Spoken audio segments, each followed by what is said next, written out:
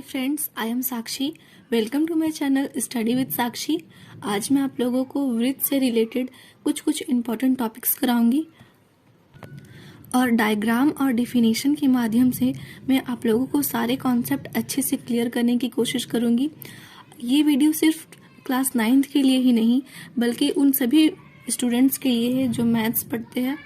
तो आप लोग पहले भी कई सारे वृत्त से रिलेटेड वीडियोस देखे होंगे, लेकिन इस वीडियो पे मुझे पूरा उम्मीद है कि आप लोगों को कुछ ना कुछ अलग सीखने को ज़रूर मिलेगा। तो प्लीज़ अंत तक बनी रहिएगा। और यदि आप लोगों को मेरा वीडियो पसंद आए तो वीडियो को लाइक, शेयर एंड सब्सक्राइब जरूर करिएगा। तो अब मैं स्टार्ट करती हूँ। पहले मैं वृत्त का डायग्राम बना लेती हूँ। तो चित्र के माध्यम से आप लोगों को समझ में आ गया होगा कि जो फिगर है वो वृत्त का है। तो अब मैं वृत्त का डेफिनेशन लिख देती हूँ। फिर डेफिनेशन और डायग्राम दोनों की हेल्प से मैं आप लोगों को सर्कल का कॉन्सेप्ट को क्लियर करूंगी। पहले मैं इसका डेफिनेशन लिख देती हूँ।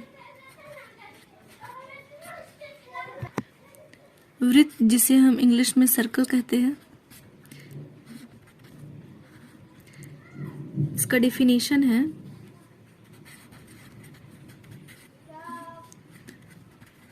किसी एक निश्चित बिंदु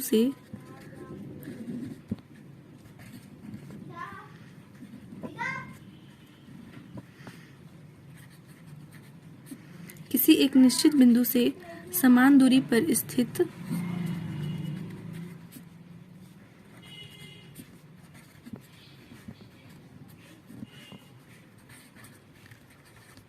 बिंदुओं का समूह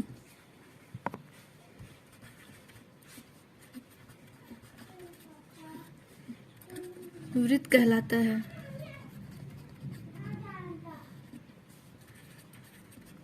तो ये है वृत्त का फिगर और ये है वृत्त का डेफिनेशन। किसी एक बिंदु से समान दूरी पर स्थित बिंदुओं का समूह वृत्त कहलाता है। तो इसको मैं अच्छे से आप लोगों को क्लियर करती हूँ।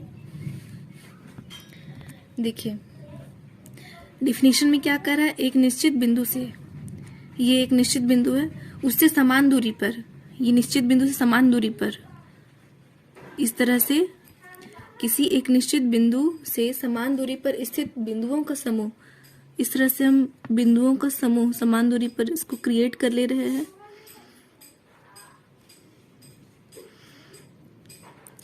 इस बिंदुओं का समूह को बिंदु पथ भी कहते हैं। एक निश्चित बिंदु से समान दूरी पर स्थित बिंदुओं का समूह या बिंदुओं का बिंदु पथ को ही क्या कहते हैं, वृत्त कहते हैं। तो ये आप लोगों को अच्छे समझ में आ गया होगा कि वृत्त किसे कहते हैं। इसको हम लोग अच्छे से लाइन से हम लोग इसको कवर कर लेंगे। तो ये हमारा बन जाएगा वृत्त। तो उम्मीद है आप लोगों को वृत्त का अच्छे से कॉन्सेप्ट क्लियर हुआ होगा। अब नेक्स्ट हम लोग शुरू करते हैं, केंद्र स्टार्ट करेंगे। अब ये था पहला टॉपिक, आज का पहला टॉपिक। और आज का दूसरा टॉपिक है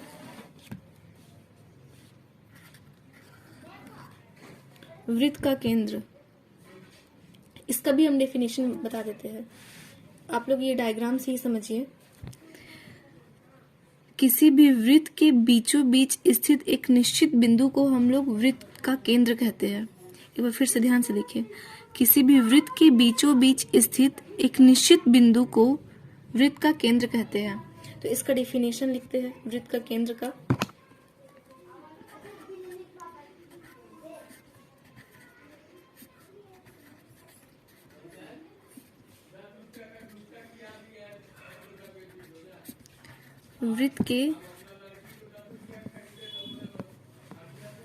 वृत्त के बीच में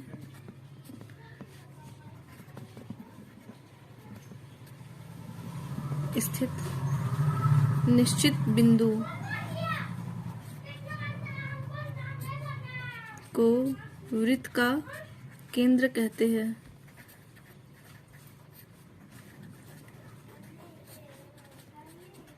तो आप लोगों को वृत्त का डेफिनेशन और वृत्त का केंद्र का डेफिनेशन अच्छे से समझ में आ गया होगा। नेक्स्ट हम लोग करते हैं पॉइंट नंबर 3, त्रिज्या। वृत्त का त्रिज्या।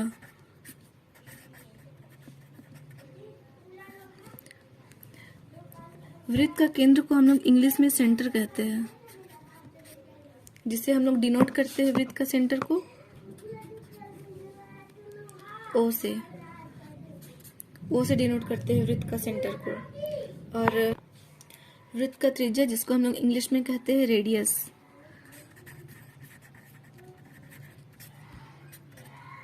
रेडियस का डेफिनेशन क्या हो जाएगा?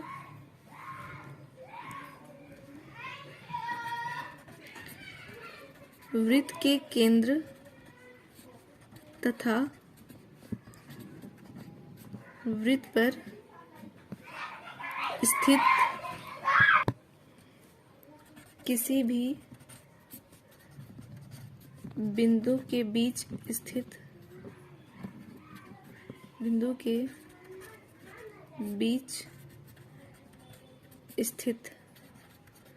दूरी को वृत्त की त्रिज्या कहते हैं।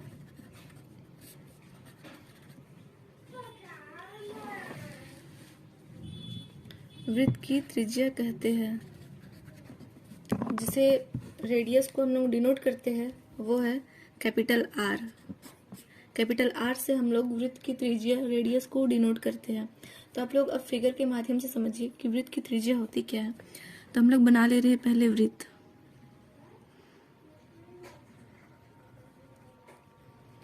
ये है वृत्त, और वृत्त के केंद्र बिंदु से वृत्त के किसी भी एक बिंदु, वृत्त की परिधि के किसी भी बिंदु तक की दूरी, किसके बीच की दूरी? केंद्र और वृत्त के किसी भी बिंदु के बीच की दूरी ही त्रिज्या कहलाती है, जिसे हम लोग डिनोट करते हैं कैपिटल आर से। तो ये कहलाता है वृत्त की त्रिज्या। अब हम लोग चौथा टॉपिक पढ़ेंगे, व्यास, जिसे हम लोग इंग्लिश में कहते हैं डायमीटर।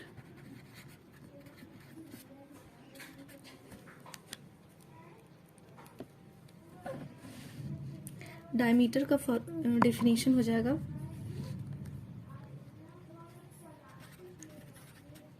केंद्र को स्पर्श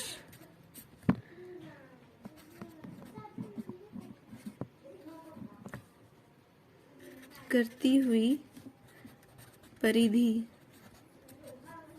के दो बिंदुओं को मिलाने वाली रेखा को, यहाँ पे मिलाने छूट गया, मिलाने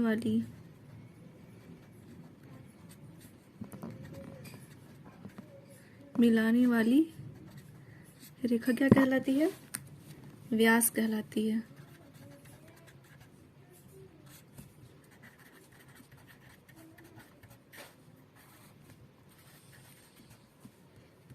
डेफिनेशन एक बार देख लीजिए। केंद्र को स्पर्श करती हुई परिधि के दो बिंदुओं को मिलाने वाली रेखा व्यास कहलाती है। अब आप लोग डायग्राम की मदद से समझ लीजिए, अच्छे से क्लियर कर लीजिए इस कॉन्सेप्ट को। ये है वृत्त की परिधि, ये है वृत्त का केंद्र। तो डेफिनेशन क्या था?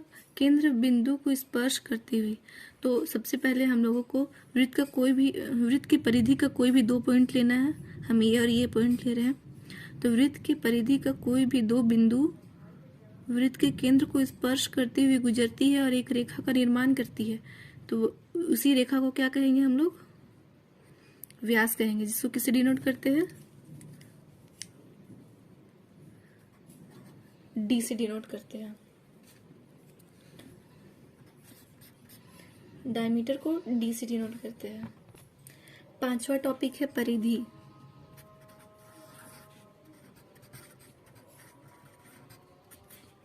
जिसको इंग्लिश में सर्कमफ्रेंस कहते हैं।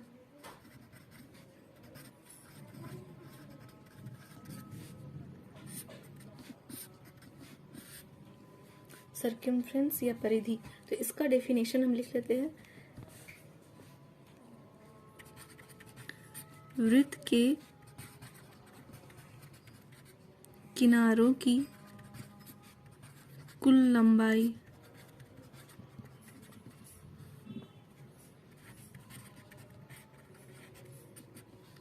लंबाई वृत्त की परिधि कहलाती है। यहाँ पे वृत्त की परिधि कहलाती है। अब आप लोग डायग्राम से समझिए कि वृत्त की परिधि होती क्या है।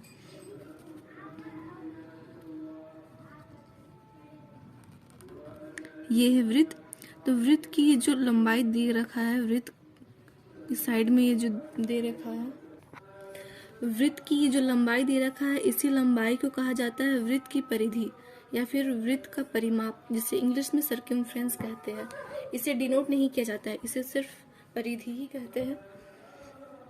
अब नेक्स्ट और एक फॉर्मूला बनता है वृत्त की परिधि का, उसे मैं लिख दे रही हूँ। वृत्त का परिमाप या फिर परिधि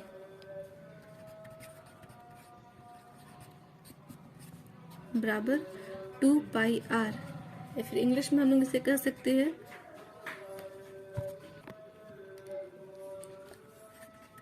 सर्कमफ्रेंस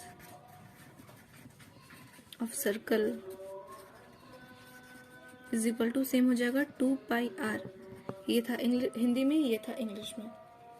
अब नेक्स्ट 5th टॉपिक है चाप। वृत्त का चाप किसे कहते हैं?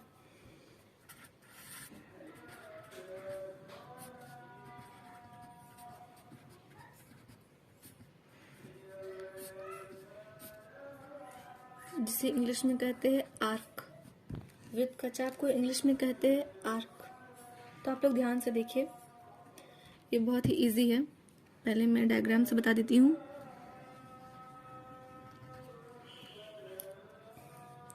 वृत्त की परिधि का कोई भी छोटा सा हिस्सा या वृत्त की परिधि का कोई भी छोटा सा भाग को ही आर्क कहेंगे। जिसे हम यहाँ पे ये ड्रॉ कर दिए है ब्लू कलर से, तो ये कहलाएगा वृत्त का चाप। चाहे फिर यहाँ पे हम ड्रॉ कर दे रहे वृत्त की परिधि में छोटा सा कोई हिस्सा, वो कहलाएगा आर्क। कहीं पे भी आर्क बन सकता है, ठीक है। वृत्त की परिधि में कहीं भी छोटा सा हिस्सा, वृत्त की परिधि का कोई भी छोटा सा हिस्सा हम लोगों का चाप कहलाता है, जिसे इंग्लिश में आर्क कहते हैं। इसका डेफिनेशन हम लोग देख लेते हैं।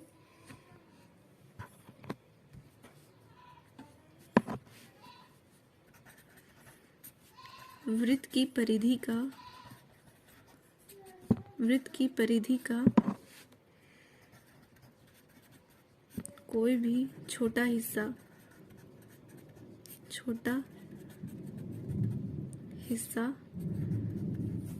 चाप कहलाता है। चाप कहलाता है या फिर आप लिख सकते हैं वृत्त का चाप कहलाता है, ठीक है। इसे भी डिनोट नहीं किया जाता है, इसे सिर्फ। अब हम लोग नेक्स्ट टॉपिक देखेंगे, 7th टॉपिक जीवा, जिसे इंग्लिश में कहते हैं क्रोड। ये क्रोड होता क्या है? तो मैं पहले आप लोगों को डायग्राम से समझा देती हूँ कि जीवा होता क्या है।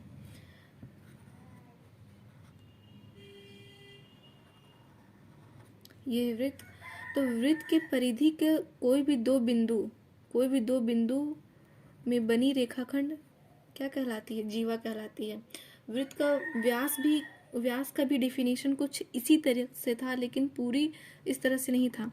वृत्त का व्यास में क्या था कि वृत्त की परिधि का कोई भी दो बिंदु वृत्त की केंद्र को स्पर्श करते हुए गुजरती है और एक रेखाखंड का निर्माण करती है, उसी को क्या कहते हैं? व्यास।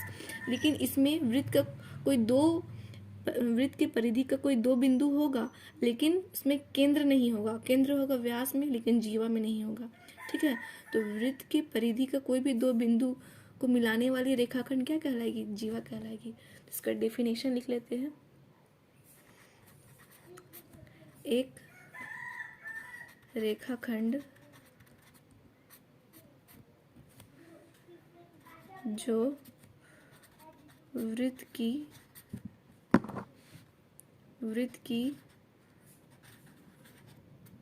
परिधि के किसी दो बिंदुओं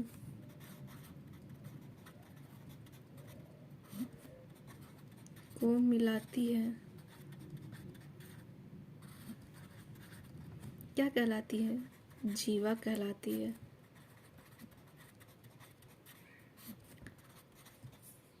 तो आप लोगों को ये जीवा का जो कॉन्सेप्ट है वो समझ में आया हो। अब हम लोग स्टार्ट करते हैं टॉपिक नंबर 8, वृत्त की त्रिज्या खंड। टॉपिक नंबर 8, वृत्त की त्रिज्या खंड। त्रिज्या खंड जिसे इंग्लिश में कहते हैं सेक्टर।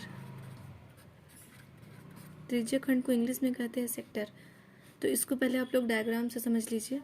हम लोग पहले वृत्त का डायग्राम बना लेते हैं। वृत्त का डायग्राम में आप लोगों को क्या करना है कि वृत्त के केंद्र बिंदु से कोई भी दो त्रिज्या क्रिएट कर लेना है। ये दो त्रिज्या है, कोई भी दो त्रिज्या और प्लस में एक चाप। चाप क्या होता है? वृत्त के परिधि का कोई भी एक छोटा हिस्सा चाप कहलाता है।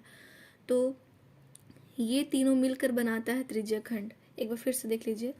वृत्त में स्थित बिंदु से दो हम लोग त्रिज्या क्रिएट करेंगे और जो चाप है वो चाप एक खींचेंगे। तो इस तरह से हम लोगों का वृत्त का त्रिज्या खंड बन जाएगा। तो अब हम लोग इसका डिफिनीशन लिख लेते हैं।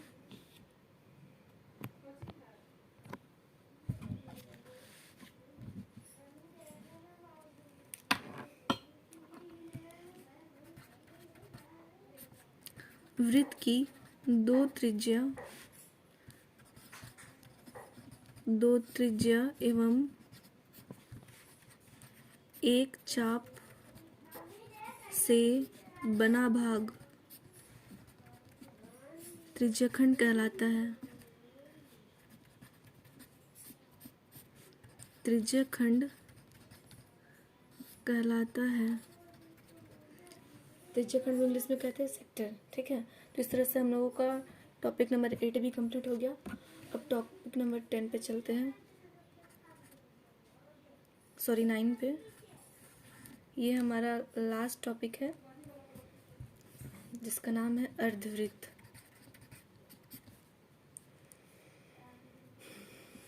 अर्ध का मतलब होता है आधा और वृत्त का मतलब वृत्त होता है। ठीक है, तो हम लोग अर्धवृत्त को इंग्लिश में कहते हैं सेमी सर्कल।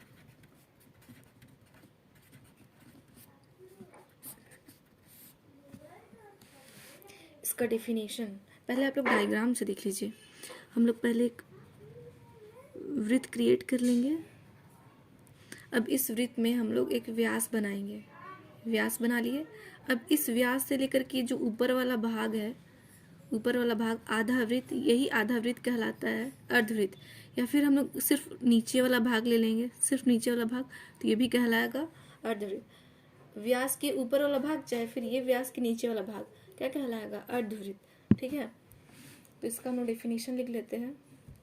किसी भी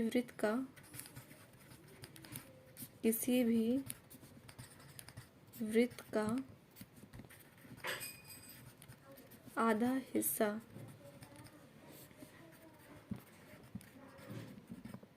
अर्धवृत्त कहलाता है।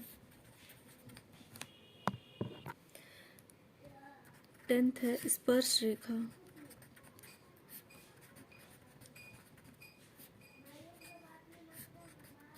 स्पर्श रेखा किसे कहते हैं आप लोगों को समझा देते हैं। किसी भी वृत्त में कोई एक रेखा वृत्त की परिधि को छूती हुई निकलती है। किसी भी वृत्त में कोई रेखा वृत्त की परिधि को छूते हुए निकलती है तो उसे कहेंगे हम लोग स्पर्श रेखा।